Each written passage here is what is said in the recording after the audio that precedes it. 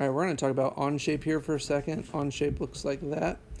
And this is a really good opportunity to, let me see if I can, I'm going to sign out here so I can show you how to log in for the first time.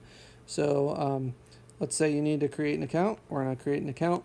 You're going to put your first name, last name, and then you're going to use your school email account. Okay, so don't use a personal one, use a school one, please, so that we can share with each other easily, because we'll want to do a lot of sharing. And then check that box that you agree, and then create your free account. And then once you create that account, it should look like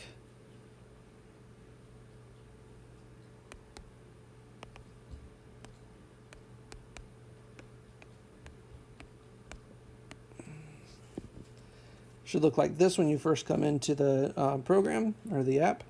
When you go to My Onshape, you will probably not see anything, but once you start making stuff, you'll start to see things. This is the 3D modeling platform we're going to use this year. We're not going to use Autodesk products this year, at least as of right now, because we're not sure what's going to happen as far as being in school or being outside of school. And since we don't know, it's better that we can use something that you can use at home for sure.